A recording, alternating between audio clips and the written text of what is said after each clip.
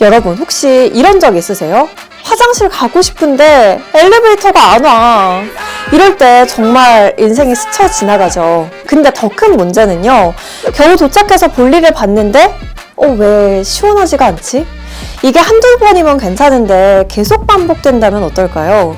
이건 단순한 문제가 아니라 전립선 비대증의 신호일 수 있습니다. 오늘은 전립선 비대증의 치료법, 그 중에서도 고압의 물로 전립선 조직을 제거하는 워터젠 로봇 수술에 대해서 자세히 알아보겠습니다.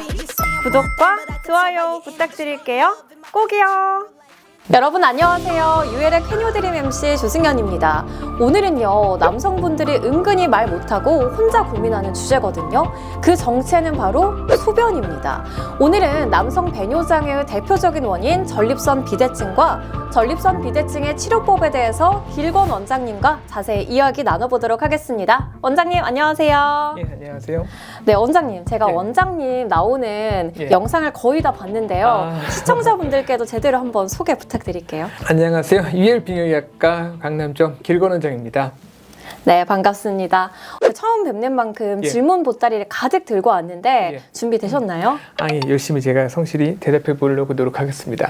구독과 좋아요. 전립선 비대증이라는 단어를 제가 많이 들어보기는 했는데 사실 어떤 구조에서 문제가 생기는 건지는 감이 잘 안 오거든요. 쉽게 설명 부탁드릴게요. 전립선이라고 하는 건 방광이 주머니라고 하면요. 그 방광에서 소변 내려가는 게 밑에 있거든요. 그럼 그 밑에 내려가는 입구를 감싸고 있는 도너츠 형태의 장기를 얘기를 합니다. 그럼 이 전립선이 커지게 되면 얘네들이 밖으로도 커지지만 안으로도 밀고 들어오면서 그 길을 압박하면서 좁아지게 되거든요. 그걸로 인해서 여러 가지 배뇨에 관련된 문제가 생기는 것들을 보통 제가 전립선 비대증이다 이렇게 설명을 드립니다. 물 호스를 어쩌면 손으로 압박하는 좀 그런 느낌이라고 보면 될까요? 맞아요. 예. 뭐 밤에 계속 화장실을 간다, 소변이 끊긴다. 혹시 이런 증상이 전립선 비대증의 증상 맞을까요? 그렇죠. 아마 전립선 비대증과 관련된 증상은 크게 두 가지로 나뉘어요. 지금 얘기하신 것 중에 끊긴다라고 하는 거는 보통 직접적으로 그 호스를 눌러서 길이 좁아져서 생기는 증상들을 얘기를 하고요. 또 이런 것들이 오래 지속이 되거나 그러면 방광 자체가 좀 예민해져요. 그러면 이 방광이라고 하는 게 결국은 많은 소변을 가둬야 되는데 가둔다는 건 방광이 늘어나야 된다는 걸 얘기를 하거든요. 근데 예민해지기 시작하면 잘 안 늘어나게 되고 화장실 좀 자주 가게 되고 너무 불편하겠네요. 그렇죠. 밤에 자주 가면 또 야간요, 또 잠도 잘 못 자게 되고 이제 그런 형태의 증상이 나타나게 됩니다. 이게 분명 본인 입장에서 불편하긴 하겠지만 뭐 나이가 들어서 그렇겠지, 시간 지나면 괜찮아지겠지 하고 넘기시는 분들도 많으실 것 같아요. 그렇죠. 아무래도 과거에는 사실 나이가 들면서 자연스럽게 생기는 병이다라고 생각하는 경향이 굉장히 많았었고 또 예전에는 이런 것들을 치료하는 방법도 사실 마땅치는 않았었어요. 그런데 여러 가지 뭐 의학이 많이 발달하면서 그런 것들을 치료할 수 있는 약이라든가 그런 뭐 수술, 간단한 시술들도 증가하게 되면서 치료를 많이 하게 됐고 그러면서 또 좋은 치료 효과를 보신 분들이 많아서 요새는 내가 이 불편한 거를 단순히 참기보다는 뭔가 좀 더 적극적인 노력을 통해서 해결하고자 병원에 찾아오시는 분들도 과거보다 많이 늘게 된 것 같습니다. 이걸 계속 방치하다 보면 어느 정도까지 나빠질 수 있는지도 우려가 되는데 그냥 불편한 정도에서 끝나는 건 또 아니겠죠? 나가는 길이 잘 못 나가게 되면 결국엔 소변을 만들고 내보내는 그런 장기 기능이 조금씩 떨어지기 시작을 합니다. 방광의 직접적인 기능이 떨어지기도 하고요. 또 소변을 만드는 건 신장에서 만들게 되거든요. 그래서 만성적으로 소변이 잘 못 나가게 되면 그 소변을 잘 만들어야 되는 신장의 기능도 좀 떨어지는 부분도 있기 때문에 여러 가지 내 몸에 치명적인 문제가 생길 수 있는 가능성도 물론 있기는 합니다. 나가는 길이 점점 더 심하게 막게 되고 막히는 건 점점 심해지고 근력은 점점 떨어지고 그러면 정말 소변이 안 나와서 내가 응급실에서 아이고 어떡하지 하고 찾아가고 밤에 응급으로 소변줄을 낀다거나 아니면 그게 그래도 해결이 안 되면 지속적으로 그런 것들을 유지하면서 생활을 해야 되는 그런 상황까지도 갈 수가 있습니다. 소변이 안 나온다라는 건 전 사실 생각도 해본 적이 없는데 이건 정말 심각한 응급 상황 아닌가요? 아직은 조 아나운서께서 젊으셔가지고 그런 것도 이해 못 하시는데 아마 이것에 관심을 가지시는 연세가 있으신 분들은 마저 나도 그럴 뻔한 위기가 있었어 이런 것들을 공감을 하시는 분들이 왜냐면 내 몸 컨디션 향상 똑같은 게 아니거든요.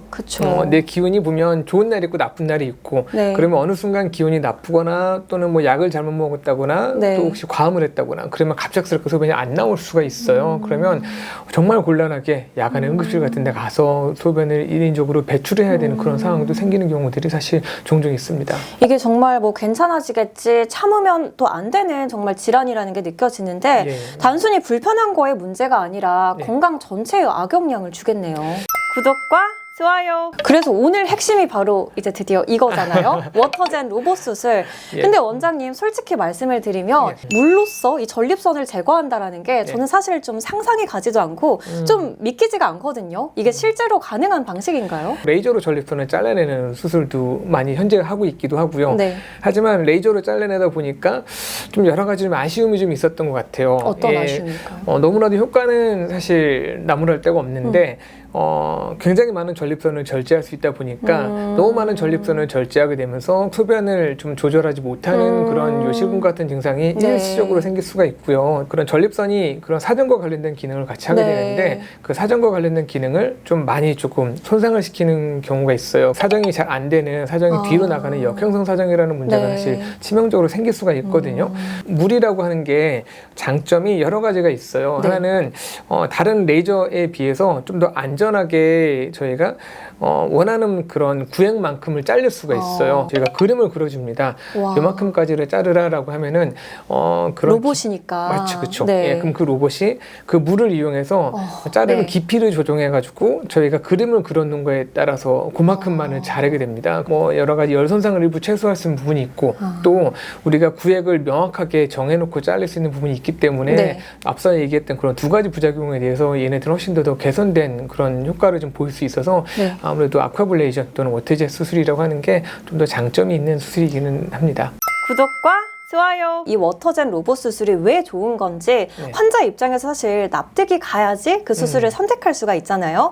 실제 연구 결과로도 검증이 된 부분이 있을까요? 그런 워터 시리즈라고 하는 그런 연구 결과인데 그게 워터 시리즈 뭐 1, 2, 3 정도가 연구가 나왔는데요. 네.